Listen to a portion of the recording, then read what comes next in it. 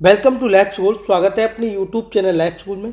मैं हूं अवधेश और डिस्कस करूंगा दोस्तों इस वीडियो में जीएस के मोस्ट इम्पोर्टेंट क्वेश्चंस। और ये क्वेश्चंस दोस्तों आने वाले सभी कम्पिटिटिव एग्जाम के लिए इम्पोर्टेंट रहेंगे, चाहे फिर वो दोस्तों यूपी पेट का एग्ज़ाम हो, यूपी पुलिस का हो, दिल्ली पुलिस का हो, bank, railway, SSC, super TET, सभी पेपरों के लिए ये प्रश्न जो हैं वो बहुत इंपॉर्टेंट रहेंगे दोस्तों। जब वीडियो को आप आगे देखेंगे तो आपको खुद पता लग जाएगा कि प्रश्न किस लेवल के हैं और कितने अच्छे प्रश्न हैं, इनके आने की संभावना कितनी है, आप खुद कहेंगे। तो चलिए मैं पहला प्रश्न पढ़ लेता हूं कि विश्व प्रसिद्ध तख्त ए ताउस निम्नलिखित में से किस मुगल भवन में रखा गया था। ए ऑप्शन है फतेहपुर सीकरी के दीवाने खास में, बी है आगरा के नए किले में, सी है दिल्ली के लाल किले के रंग महल में, और डी है दिल्ली के लाल किले के दीवाने आम में। तो इसका सही आंसर आप लोग ही बताएंगे। बिल्कुल ऑप्शन नंबर डी बिल्कुल सही हो जाएगा दोस्तों। दिल्ली के लाल किले के दीवाने आम में तख्त ए ताउस को जो है वो रखा गया था। इतनी बात आपको ध्यान रखनी है। अगला प्रश्न है, और ये प्रश्न भी इम्पोर्टेंट है, कई बार पूछा गया है कि औपनिवेशिक भारत में आर्य समाज स्थापित करने वाले निम्नलिखित में से कौन थे। बताइए जल्दी आप लोग। ए ऑप्शन है स्वामी दयानंद, बी है विवेकानंद, सी है राजा राम मोहन राय, और डी है इनमें से कोई नहीं। तो इसका आप सही आंसर बताएंगे। तो बिल्कुल दोस्तों ऑप्शन नंबर ए बिल्कुल सही हो जाएगा। आर्य समाज को स्थापित करने वाले दोस्तों स्वामी दयानंद सरस्वती जी थे। अब आपसे पूछा जाए कि इसकी स्थापना कब हुई थी, आर्य समाज की स्थापना कब हुई थी, तब आप बताएंगे 1875 में बम्बई में हुई थी। कहाँ पर दोस्तों? बम्बई में 1875 में। वहीं दोस्तों एक नाम दिख रहा है विवेकानंद जी का। अब पूछे विवेकानंद जी ने किसकी स्थापना करी थी, तो आप बताएंगे कि विवेकानंद जी द्वारा रामकृष्ण मिशन की स्थापना 1 मई 1897 को की गई थी। किसके द्वारा? विवेकानंद जी द्वारा। अगला दिख रहा है आपको कि राजा राम मोहन राय के द्वारा किसकी स्थापना की गई, तो आप बताएंगे कि 1828 में ब्रह्म सभा की स्थापना जो है वो दोस्तों राजा राम मोहन राय द्वारा की गई थी। तो इतनी बातें आप इस प्रश्न से जानते रहिए। इसका ए ऑप्शन बिल्कुल सही हो जाएगा। अगला प्रश्न है,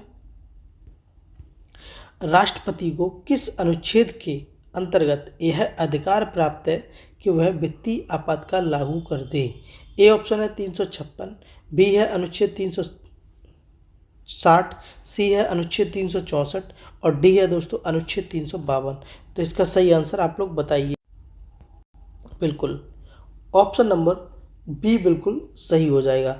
आर्टिकल दोस्तों 360 द्वारा राष्ट्रपति को ये अधिकार है कि वह वित्तीय आपातकाल लागू कर दे, लेकिन एक और कंडीशन है कि मंत्रिपरिषद की सलाह आवश्यक है। तो ये बात आपको ध्यान रखनी है। अनुच्छेद 360 द्वारा वित्तीय आपातकाल लागू कर सकता है राष्ट्रपति, उसमें मंत्रिपरिषद की सलाह आवश्यक है। अगला प्रश्न है, वह अकेली रानी कौन थी जिसने दिल्ली पर शासन किया। वेरी इंपॉर्टेंट क्वेश्चन है। ए ऑप्शन है रजिया सुल्तान, बी है चंद बीबी, सी है फतिमा, और डी हजरत महल। तो बताइए। तो बिल्कुल इसका दोस्तों ऑप्शन नंबर ए बिल्कुल सही हो जाएगा। बहुत सारे लोगों को पता भी है ये कि रजिया सुल्तान द्वारा दिल्ली पर शासन किया गया। अब आपसे पूछे कि कब से कब तक किया गया, तो आप बताएंगे कि 1236 से 40 तक जो है वो रजिया सुल्तान द्वारा जो शासन है वो किया गया था। वहीं पर आपसे थोड़ी सी और मैं बात पूछूं और बताएं आप कि इसके पिताजी का नाम क्या था, तो आप बताएंगे इल्तुतमिश। क्या था? इल्तुतमिश। और एक और बात पूछूं कि ये किस वंश की शासिका थी, तो आप बताएंगे कि ये गुलाम वंश की शासिका थी। किसकी? गुलाम वंश की शासिका थी। और बता देंगे आप कि रजिया सुल्तान उत्तर भारत की प्रथम महिला शासिका थी, प्रथम मुस्लिम महिला शासिका थी। ठीक है, तो ये बात आपको ध्यान रखनी है। तो इसका ए ऑप्शन बिल्कुल सही है। अगला प्रश्न है, संघ लोक सेवा के सदस्यों की नियुक्ति किसके द्वारा की जाती है। ए ऑप्शन है कानून मंत्री द्वारा, बी है प्रधानमंत्री द्वारा, सी है राष्ट्रपति द्वारा, और डी है मुख्य न्यायाधीश द्वारा। बिल्कुल तो इसका दोस्तों ऑप्शन नंबर सी बिल्कुल सही हो जाएगा। राष्ट्रपति द्वारा दोस्तों संघ लोक सेवा आयोग के जो सदस्य होते हैं उनकी नियुक्ति की जाती है। किसके द्वारा दोस्तों? राष्ट्रपति के द्वारा, है ना। आपको पूछे कि कौन सा अनुच्छेद के द्वारा होती है, तो आप बताएंगे कि 316 फर्स्ट के अनुसार जो है वो राष्ट्रपति संघ लोक सेवा आयोग के सदस्यों की नियुक्ति जो है वो करता है। ठीक है। आगे अगर पूछी जाए कि संघ लोक सेवा आयोग की जो स्थापना है वो कब हुई थी, तो आप बता देंगे कि इसकी स्थापना 1962 में हुई थी। ठीक है।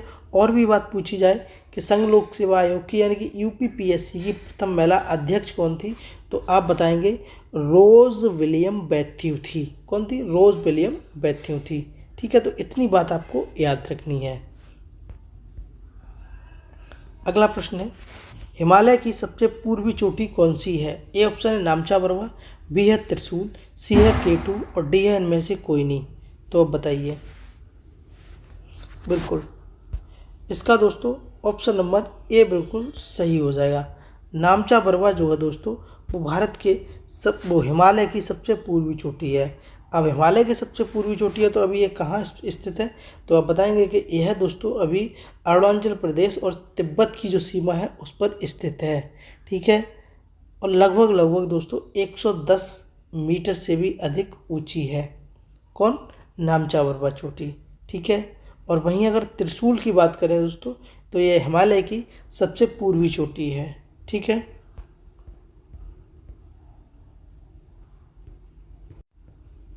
अगला प्रश्न है, बाघ परियोजना कब शुरू की गई? ए ऑप्शन है 1973, बी है 1974, सी है 1987 और डी है 1992। तो बताइए।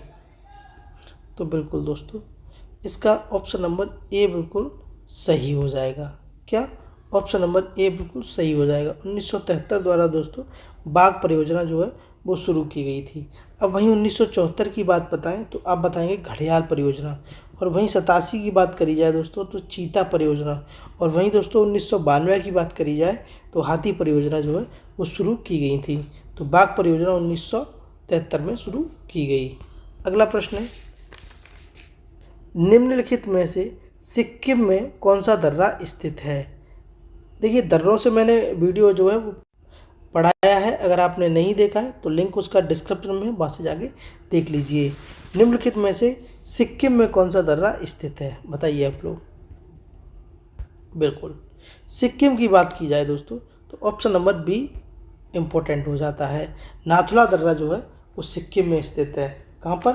सिक्किम में। वहीं दोस्तों काराकोरम की बात करें तो ये जम्मू कश्मीर में स्थित है। और वहीं सिपकीला की बात करी जाए तो हिमाचल प्रदेश में स्थित है। कौन सा दोस्तों? हिमाचल प्रदेश में। और नाथुला दर्रा जो है वो सिक्किम में स्थित है। दोस्तों दर्रों से, झीलों से, पर्वत पठार, सारे के सारे जो स्टैटिक जीके के टॉपिक हैं मैं सभी का जो वीडियो है वो बना चुका हूँ, आप लोग वहाँ से जाके देख लीजिए। अगला प्रश्न है, किस राज्य में स्थित भगवान अयप्पा की पवित्र उपवन में मकर विलक्कू उत्सव मनाया जाता है? ए ऑप्शन है तमिलनाडु, बी है कर्नाटक, बी है केरल, सी है कर्नाटक और डी है दोस्तों गोवा। आप देख पा रहे होंगे। तो इसका सही आंसर आप लोग बताइए। बिल्कुल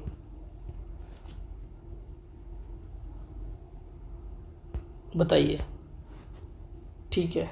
तो दोस्तों भगवान अयप्पा की पवित्र जो उपवन है उसका जो उत्सव है वो मनाया जाता है दोस्तों, वो केरल में मनाया जाता है। कहाँ पर? केरल में मनाया जाता है। इसका ऑप्शन नंबर बी बिल्कुल सही हो जाएगा, है ना। आगे बात करते हैं। अगला प्रश्न है, काजीरंगा राष्ट्रीय उद्यान कहाँ स्थित है? ए ऑप्शन है असम में, बी है मध्य प्रदेश में, सी है उत्तराखंड में और डी है इनमें से कोई नहीं। तो जल्दी से बताओ दोस्तों। बिल्कुल।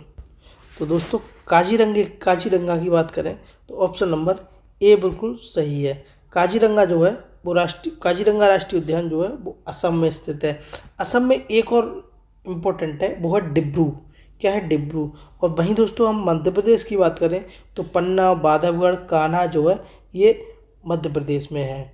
और वहीं दोस्तों उत्तराखंड की बात करी जाए तो उत्तराखंड में आप बता देंगे राजा जी जिम कॉर्बेट, ये जो है वो उत्तराखंड में है। बहुत सारे राष्ट्रीय उद्यान से भी मैंने वीडियो पढ़ाया है, अगर आपने नहीं देखा तो लिंक उसका डिस्क्रिप्शन में वहाँ से जाके आप देख लीजिए, है ना।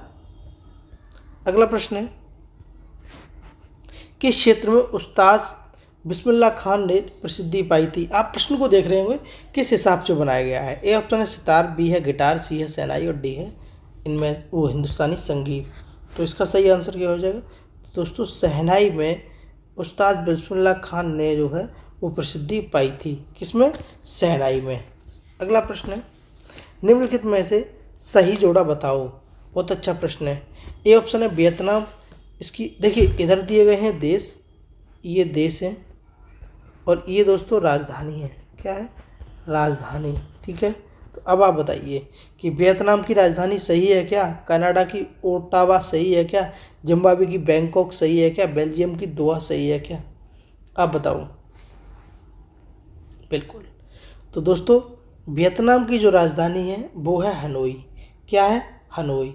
ठीक है, और दोस्तों वियना किसकी राजधानी है? तो वियना है ऑस्ट्रिया की राजधानी। किसकी? ऑस्ट्रिया की राजधानी। और इसका दोस्तों बी ऑप्शन बिल्कुल सही हो जाएगा। आपने राष्ट्रीय और मुद्रा वो राजधानी और मुद्रा वाला वीडियो जो है वो नहीं देखा है तो लिंक अभी भी डिस्क्रिप्शन में जाके देख लीजिए। यूपी पैट में यहाँ से 2-3 नंबर का बन जाता है। ठीक है, अब जिम्बाब्वे की बात करें तो जिम्बाब्वे की राजधानी है हरारे। क्या है दोस्तों? हरारे। और वहीं बैंकॉक की बात करें दोस्तों तो आप बताएंगे थाईलैंड। क्या? थाईलैंड। और वहीं दोस्तों बेल्जियम की बात करें तो ब्रुसेल्स। क्या? ब्रुसेल्स। और दोहा की बात करें तो कतर। क्या दोस्तों? कतर। तो इतनी बातें आपको इस प्रश्न से याद रखनी है। ठीक है, इस प्रश्न से जो है वो इतनी बातें आपको याद रखनी है। दोस्तों हम डेली के डेली जीएस के मोस्ट इम्पोर्टेंट क्वेश्चन कराते हैं। अगर आपको चैनल पर ये कंटेंट अच्छा लग रहा है तो चैनल को सब्सक्राइब करें। वीडियो का अगर प्रश्न अच्छे हैं तब भी वीडियो को लाइक करें, दोस्तों के साथ शेयर करें। मिलते हैं अगली वीडियो में, तब तक के लिए धन्यवाद। जय हिंद।